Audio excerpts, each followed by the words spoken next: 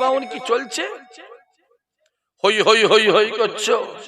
আমাদের মুর্শিদাবাদে একটা কি হচ্ছে শুনলাম নাকি, কথা বলে না, বাবরি মসজিদ। এতে আপনারা খুশি না বেজার? চিল্লে গো, কে করলো না করলো আমার দেখার কথা বলে না, দরকার নেই। মসজিদ কার? জোরে বলো। সহযোগিতার দরকার আছে না নাই? সাপোর্টের দরকার আছে না নাই? মসজিদ হচ্ছে, মসজিদটা করছে বলে, মসজিদটা করছে বলে যে মসজিদ করছে তাকে দল থেকে কি করা হলো? চিল্লা কও, দল থেকে সাসপেন্ড করে বার করে দেওয়া হলো। কিসের জন্য? কি চলছে? মুর্শিদাবাদে মসজিদ হচ্ছে, হ্যাঁ একটা মসজিদ কে করছে না করছে আমার দেখার দরকার নেই। মসজিদটা কার? ঘরটা কার? ইমানদার হিসাবে সহযোগিতার দরকার আছে না নাই? ইমানদার হিসাবে সাপোর্টের দরকার আছে না নাই? মসজিদটা করছে বলে তাকে দল থেকে বাদ দেওয়া হয়ে গেল। এই জানেন তো আপনারা কিসের জন্য বাদ দিল? কথা বলেন। ছেড়ে মসজিদ করছে বলে। জোরে বলে কিসের জন্য? জোরে বলো, জোরে বলো। মসজিদ করছে বলে ওকে দল থেকে বাদ দেওয়া হলো। তাহলে আমি তো একটা প্রশ্ন করবো আপনাদের ঘরে, গোটা পশ্চিম বাংলার মানুষ জনগণকে প্রশ্ন করব, মুসলমান লোক যদি মসজিদ করার জন্য ওকে দল থেকে বাদ দেওয়া হয়, তাহলে আমাদের পশ্চিম বাংলার মুখ্যমন্ত্রী দীঘার জমিনে জগন্নাথ মন্দির করেছে না করেন? জোরে বলো। শিলিগুড়িতে মহাকাল মন্দির করেছে না করে? জোরে বলো। নিউ টাউনে দুর্গা মন্দির করেছে না করে? জোরে বলো। আমি তো বলবো ও যদি মসজিদ করার জন্য ওকে দল থেকে বাদ দেওয়া হয়, তাহলে আপনিও তো মন্দির করেছেন, আপনাকেও দল থেকে বাদ দিবার দরকার আছে না নাই? জোরে বলো, আছে না নাই? এটা বললেই বলবি সাহাক ভাই বলছে, এটা বললেই বলবে রাগ করুন করছি। আমি বলতেই পারি আপনাকে, কদিন আগে হিন্দু ভাইদের দুর্গা পুজো হয়েছে না হয়নি?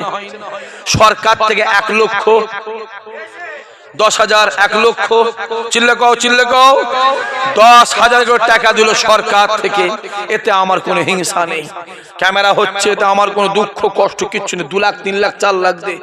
আমার একটা প্রশ্ন আছে, যদি প্রত্যেকটা দুর্গা পুজো কমিটি যদি 1,10,000 পায়, তাহলে প্রত্যেকটা মুসলমানদের ঈদ কমিটিও 1,10,000 পাবে না পাবে না? জোরে বলো ভাই, জোরে বলো।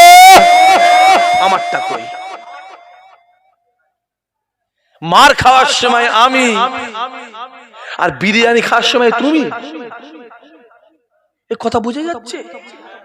দুর্গা পূজা 4 দিন, কদিন? হ্যাঁ জোরে বলো।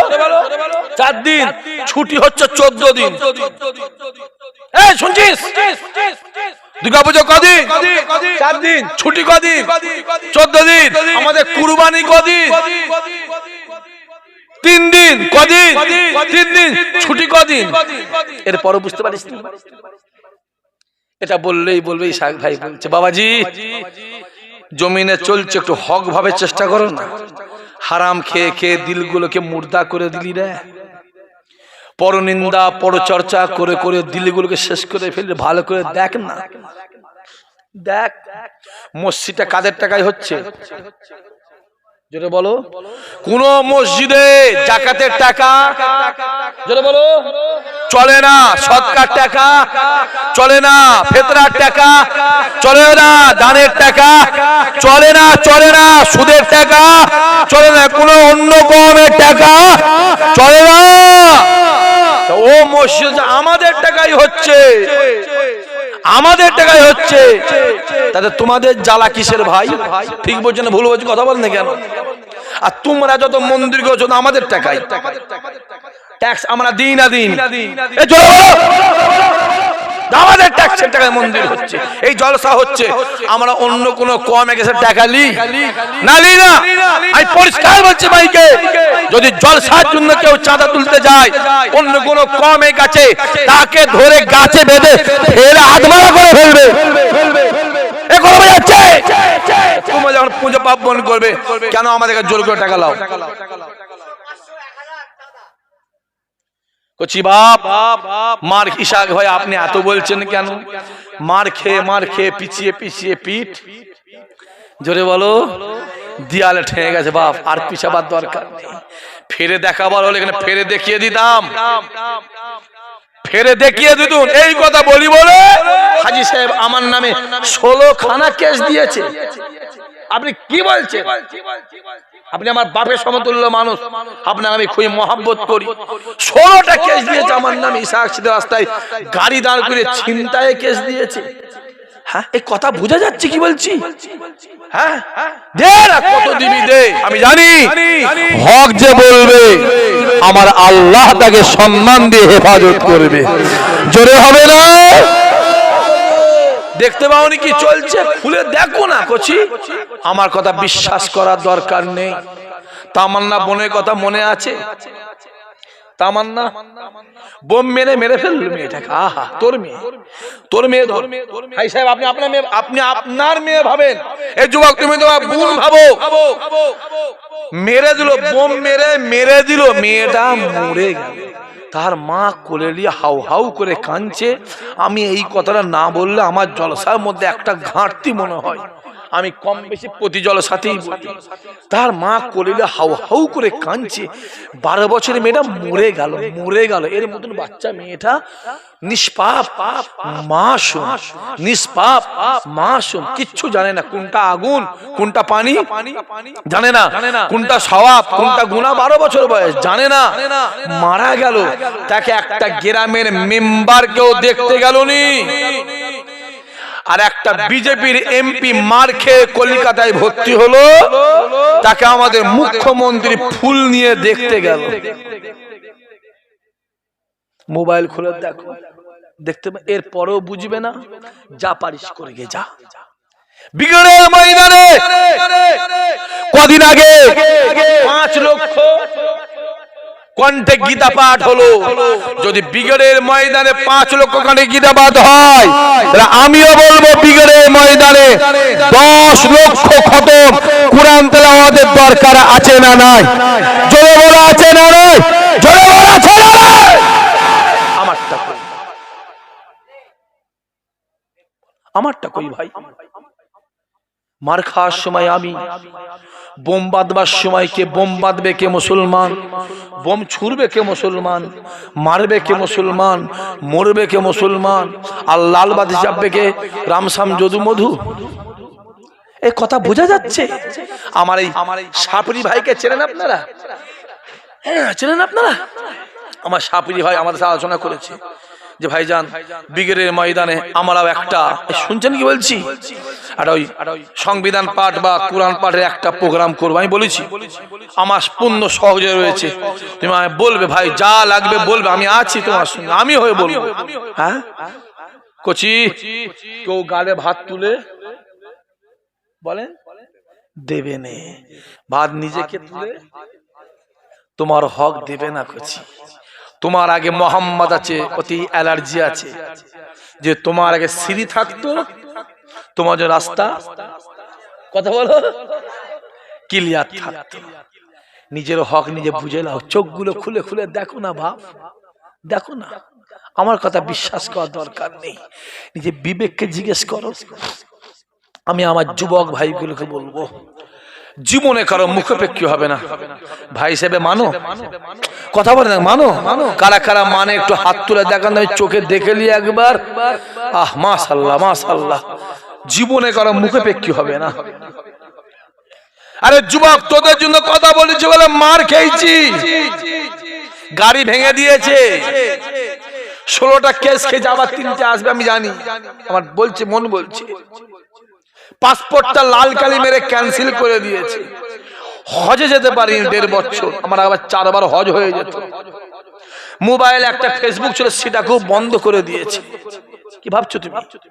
রাস্তায় বেরোবো, কিছু ভিখারি থাকে না থাকে না, কথা বলেন, রাস্তায় থাকে ভিখারি ভিখারি, হারাম খেয়ে খেয়ে পেটগুলো দেবে, এই করেছে। হ্যাঁ, দাঁড় করাবে গাড়ি, কোথাকার গাড়ি? ফুরফুরা গাড়ি। আচ্ছা আচ্ছা, কোন হুজুরের গাড়ি? না ইসাক ভাইয়ের গাড়ি।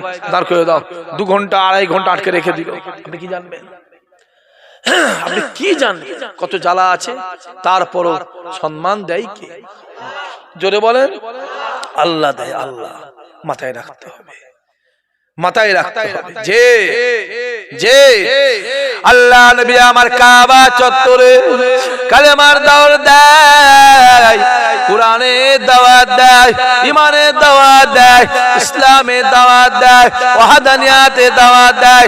দেখতে পাওয়া যায় গোটা মক্কা শরীফটা, আরবের জমিনটা রাসূলুল্লাহর কথা দিনের পর দিন এগিয়ে যায়, দিনের পর দিন ছড়িয়ে পড়ে। নবী পাকের সঙ্গে ইহুদিরা দেখা করতে আসে, বেঈমান কাফেরেরা রাসূলুল্লাহর কাছে আসে যে একবার আমার নবীর কাছে এসেছে, আমার নবীর হাতে হাত দিয়ে ঈমানের কলমা পড়ে মুসলমান হয়ে গেছে। যে নবীর কাছে আসে সেই আরে আমার রাসূলের ঠোঁটটাকে না, ঠোঁটটাকে আল্লাহ মধু থেকে মিষ্টি করেছিল। হুজুরে বলে এই ঠোঁটটা মধুর থেকে মিষ্টি। খবর হয়ে গেছে মুহাম্মাদের কাছে যে যায় মুহাম্মাদের হাতে হাত দিয়ে ইমানে কালমা পড়ে মুসলমান হয়ে যায়।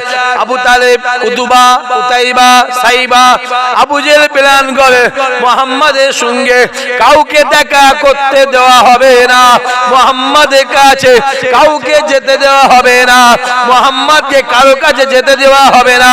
প্ল্যান হয়ে যায়, জায়গা রেডি হয়ে যায়। একটা জায়গা আছে যে জায়গার নাম হলো শিহাবে আবু তালেব।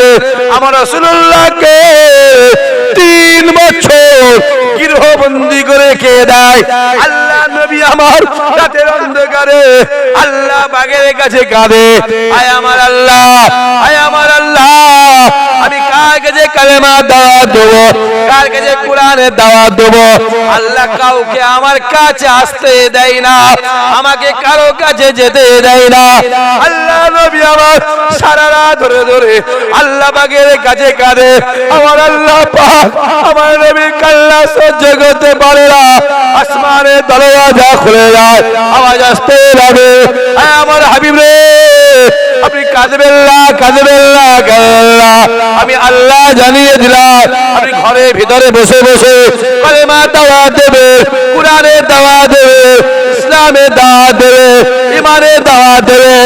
আমার হাবিব শুনে রেখে দেয়, আপনি ঘরের ভিতরে দাওয়াত দেবে, আমি আল্লাহ পাক আপনার দাওয়াত গোটা পৃথিবীর জমিনে আমি আল্লাহ প্রচার করে দেব। আরে জোরে হবে না, কোন চিন্তা